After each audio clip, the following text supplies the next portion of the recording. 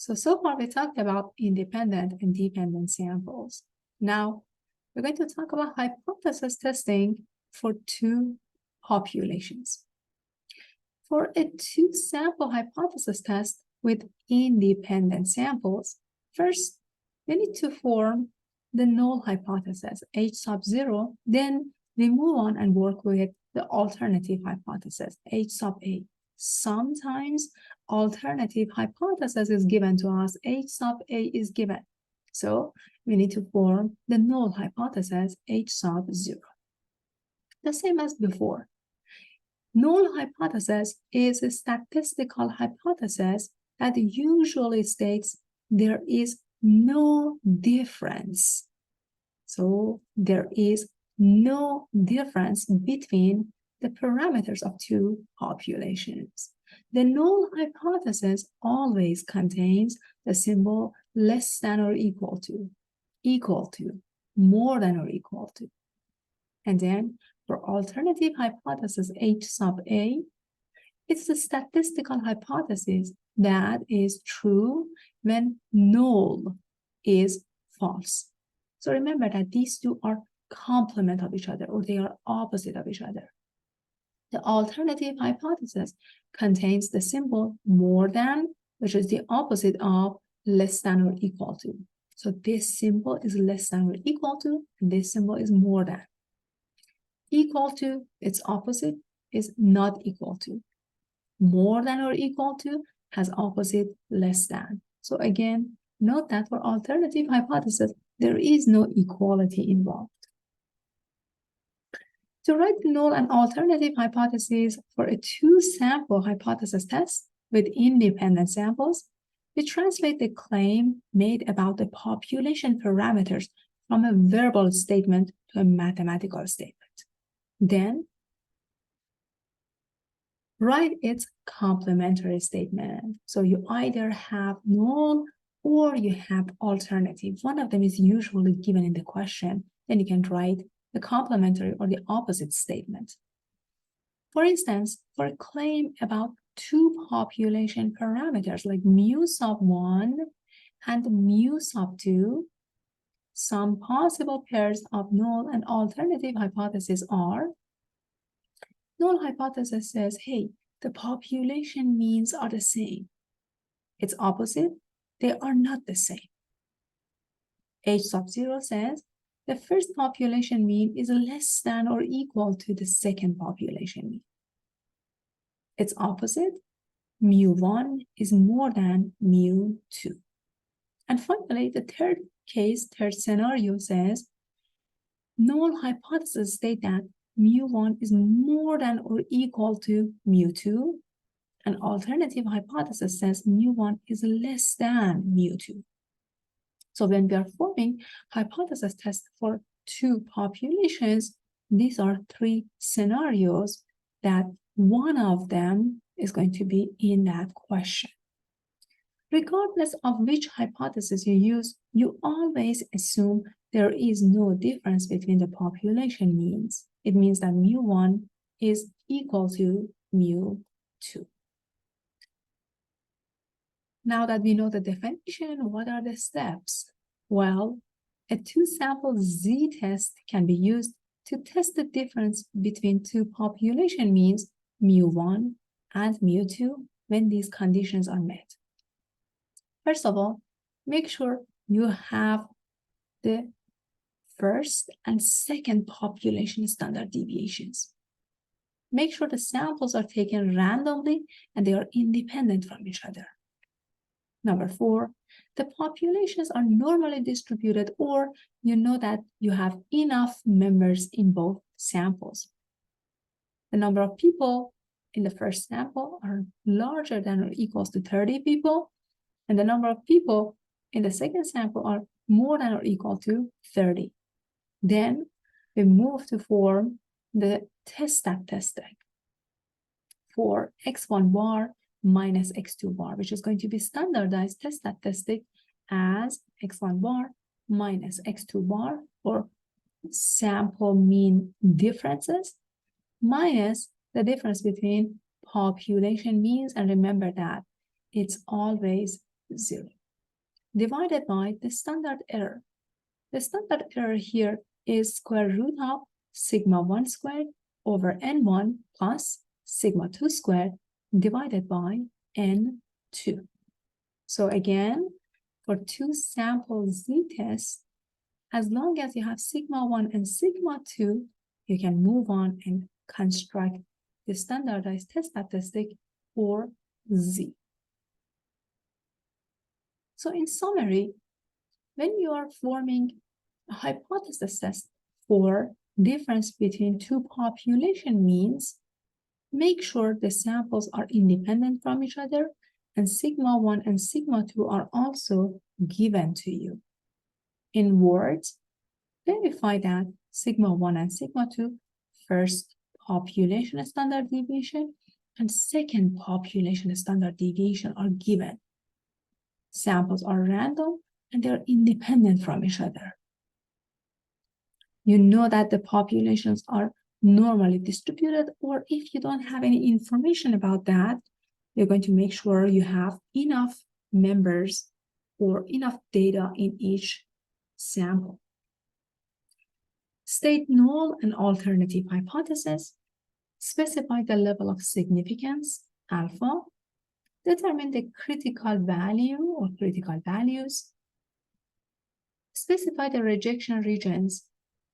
You can use critical values to find p-value as well. So if you don't want to work with the rejection regions, you can also work with p-values. Find a standardized test statistic. Z is x1 bar minus x2 bar minus mu1 minus mu2 divided by the error. Then you're going to make a decision about null hypothesis. If Z for this number is inside the rejection region, then you're going to reject the null hypothesis. Otherwise, you're going to say that, hey, we fail to reject or we support the null. In another approach, if you're working with p-value or probability value, if p-value is less than equals to alpha, you're going to reject the null. Otherwise, you can say that, hey, we fail to reject or we support the null. Now we know how to work with two population hypothesis testing. We can solve the example, right? Here you have an energy company wants to choose between two regions in a state to install energy producing wind turbines. A researcher claims that the wind speed in region A is less than the wind speed in region B. To test the regions, the average wind speed is calculated for 60 days in each region. The average wind speed in region A is 14 miles per hour. Assume the population standard deviation is 2.9 miles per hour. So for first region, we have the average and also we have the standard deviation for the population. The mean wind or average wind speed in region B is 15.1 miles per hour. Assume the population standard deviation for the second region is 3.3 miles per hour. At alpha equals to 5%, can the company support the researcher's claim or not? So remember, these are the steps that we need to take. First of all, verify sigma 1 and sigma 2 are given. Sigma 1 is the first population standard deviation, which is 2.9 miles per hour, and sigma 2 is 3.3 miles per hour. So sigma 1 and sigma 2 are given in the question. Samples are random and independent from each other. You have two regions, region A, and then you have region B. They have nothing to do with each other. So they are definitely independent. Well, now it says, make sure the populations are normally distributed or you have large sample sizes. Very good. So the first sample size is 60. And the second sample size, let us find it.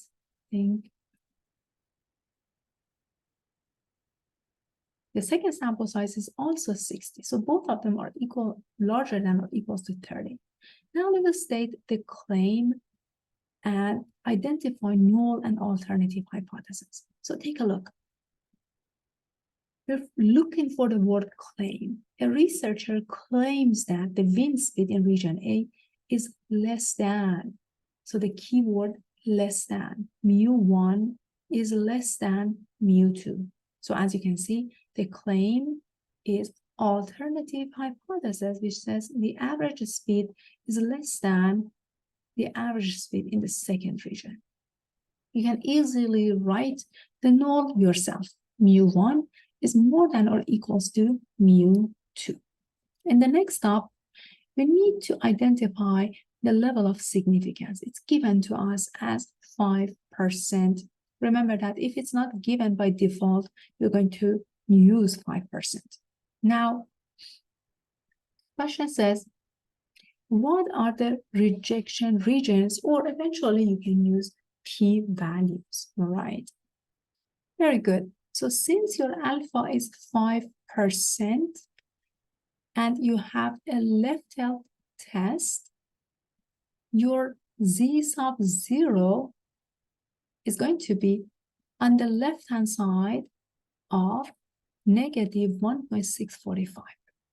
So as long as your standardized test statistic is inside that rejection region, it means that you're going to reject the null hypothesis. Perfect. So in the next step, you're going to calculate your standardized test statistic, which is x1 bar minus x2 bar minus mu1 minus mu2 divided by the error, which is square root of sigma 1 squared divided by n1 plus sigma 2 squared divided by n2. Let's do the calculation. The first region average speed is 14. Just see it right here, 14. And the second region average speed is 15.1. These are the calculations that we can identify from the question. Minus. Remember that the difference between population means always 0. Divided by square root of 2.9 is the first region standard deviation. We identify that from the question over n1, which is 60. Plus sigma sub 2, which is 3.3. We can identify the second population standard deviation from the question, 3.3 raised to the second power over 60. Use your calculator and you see it is negative 1.94. Because z, or the standardized test statistic, is less than negative 1.645, it means that it lands in the rejection region. So you're going to reject the null hypothesis. Basically, you're saying that there is enough evidence at 5% level of significance to conclude that the wind speed in region A is less than the wind speed in the region B. Remember that. This is our claim. Claim is alternative hypothesis. When you're rejecting the null, it means that you're supporting its opposite, or in this case, the claim. We can take a look at our calculator and use the calculator and see how identify these values and get the answer that we're looking for. Let's share the screen and take a look at calculator together. So first of all, you need to go to stat and then go to tests. Since you have two samples, you're going to select two sample z-test. We don't have the actual data, so we're going to use stats. What is sigma 1? Sigma 1, as you remember, from the question is 2.9. So you have 2.9. What is sigma sub 2? Sigma sub 2 is given to us as 3.3, the second population standard deviation. So here you have 3.3. In the next step, what is the first population sample average? It's given to us as 14, and the second one is 15.1. Very good. The first sample size, sorry, this is first sample size, 60. I jumped ahead, and x2 bar is 15.1, and the second sample size is also 60. Remember that you have a left-hand test, all right? So you're going to select mu1 is less than mu2. Perfect. So let us do the calculation and see what do we have here. Perfect. So as you can see, your z is negative 1.939 or negative 1.934. Let's compare it with what we saw here. Perfect. So using the formula, doing the algebra, we get the exact same z. Remember, I told you you can use p-value as well. The probability value, the p-value in this case is about 3% is 0.026. So since p-value is less than 5%, we reject the null hypothesis. The conclusions are exactly the same. It doesn't matter if you use rejection region or if you use p-value, you get the exact same result. So since p-value is less than 5%, p-value, which is 0.026, is less than 5%. So you're going to reject the null hypothesis. When you reject the null hypothesis, it's the meaning of that. It means that you're supporting the alternative hypothesis. The alternative hypothesis and the claim are the same thing.